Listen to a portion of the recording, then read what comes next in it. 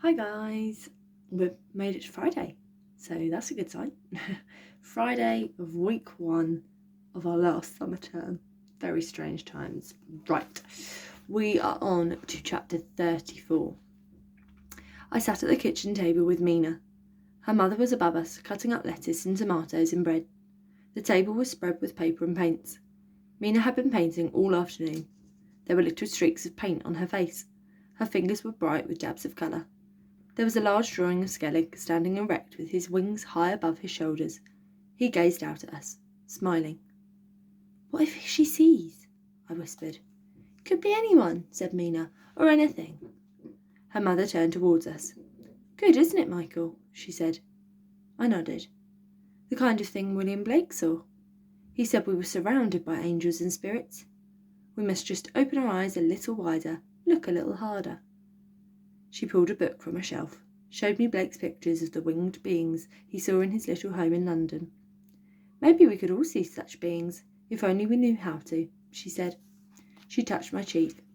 "But it's enough for me to have you two angels at my table." She stared hard at us, making her eyes wide and unblinking. "Yes," she smiled. "Isn't it amazing? I see you clearly, 2 angels at my table." I thought of the baby. I wondered what she would see with her innocent eyes. I wondered what she would see if she were near to death. I turned my mind away from her. I pulled a sheet of paper towards me. I found myself drawing Coop, giving him twisted arms and legs and bright red hair. I drew hair sprouting from his back, his chest, his legs. "That's your friend," said Mina. "A proper little demon." I looked at her, looked past her, wanting to see her ghostly wings again. Her mother started singing. "I went back to him today," Mina whispered. I drew horns growing from Coot's skull. "I came for you first," she said. "Your dad said you'd gone to school." "Shouldn't I be working?" he asked. "Shouldn't I be at my lessons?" She leaned over and drew a skinny black tongue protruding from Coot's mouth.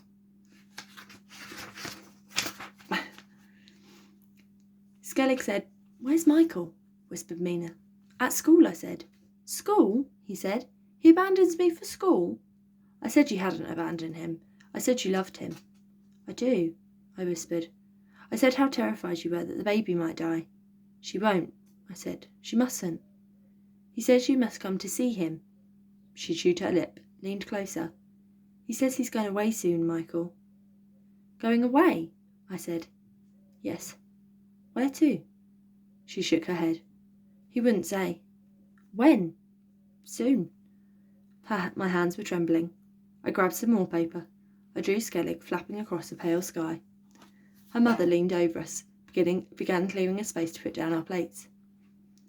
"For the time of youth was fled," she sang, "and grey hairs were on my head." "Come on," she said. "Bunk up. Food's ready." That's a lovely picture, Michael. Chapter 35. We waited at the table as the light faded, and Dad didn't come. I kept going to the front room, looking out into the street, seeing nothing. Mina's mother kept comforting me. "Don't worry, Michael. He'll come home soon. Don't worry, Michael. I'm sure everything's all right." We drew and drew. I drew my family gathered around the baby. I drew Mina with her pale face, her dark eyes, the black fringe of her hair cut dead straight across her brow. I drew Skellig lying dry and dusty and useless on the garage floor. Then I drew him standing proudly by the arched window with the owls flying around him. I stared at the changed Skellig. How had this happened to him? Was it just Chinese food and cod liver oil and aspirin and brown ale and dead things left by owls? I drew Ernie Myers in his striped pyjamas looking out into the wilderness. I felt how the more I drew, the more my hand and arm became free. I saw how what appeared on the page looked more and more like what I saw or what I thought of in my head. I felt how, by drawing, my mind became concentrated, even while one part of it still thought about and worried about the baby. I drew the baby, time and time again, sometimes focusing on her wide-bowled eyes, sometimes on her tiny hands, sometimes on the way her whole body arched when she rested on your knee. I drew the world as the baby might see it. The long hospital ward filled with lumbering adults, the network of wires and tubes and bleeping instruments filling the foreground, the faces of nurses smiling down. I drew the world twisted into weird shapes by the curved glass that covered her. In the end, I drew Skellig at the door to the ward. I felt the burst of excitement she would feel to see this, the quickening of her heart, the flickering of her life. Mina looked at my drawings, one after the other. She made a pile of them before her. She gripped my hand. You couldn't have done these before, she said. You're getting braver and bolder. I shrugged. You get better at playing football by playing football, I said. You get better at drawing by drawing. We waited and waited. The light fell. The blackbirds sang in the trees and hedges outside. Mina's mother switched a lamp on. The phone rang, but it wasn't Dad. Mina's mother gave us little squares of chocolates that I allowed to melt slowly and gently on my tongue. She kept singing songs from time to time. Some of them were songs of Blake's. Some were ancient folk songs. Mina joined in sometimes with her bold, high voice. Mina smiled at my silence. Soon we'll have you singing too, she said. The day darkened and darkened. I want to show you something, said Mina. She filled a little bowl with warm water and put it on the table. She reached up onto the shelf and took down a ball of skin and bone and fur, like the one she had taken from the garage floor. She dropped it into the warm water. She rubbed it with her fingers. It separated into fragments of dark fur and ripped skin. She pulled out tiny bones. There was a skull, the skull of a tiny animal. Her mother watched and smiled. Another owl pellet, she said. Yes, said Mina. She looked at me. Owls eat their victims whole, Michael, she said. They digest their flesh. Then they regurgitate the parts that can't be digested, skin and bone and fur. You can see what the owl has been eating by inspecting the pellet. This owl, like most owls, has eaten small creatures, like mice or voles. Her mother turned away, worked at the sink. This is the pellet I brought out from the garage, she whispered. There were dozens of them in there, Michael. It came from Skellig, I whispered. She nodded. What does it mean? She shook her head. What is he? She shook her head. There was nothing more I could say. Extraordinary, she hissed. She started singing again. When I looked out into the street, I saw lights in the windows, the treetops etched black against the mauve sky.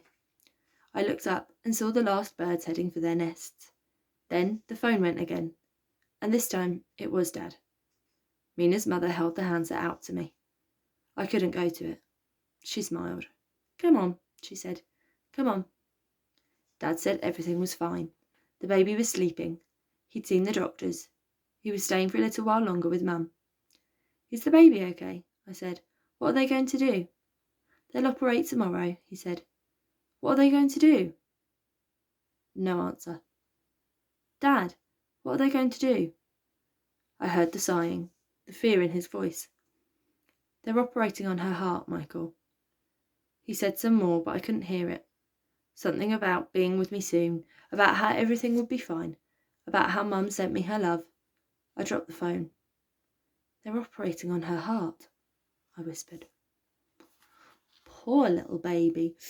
Right, I will leave you to enjoy your weekend now, so have a lovely, relaxing couple of days, and I will see you again next week. Okay, bye.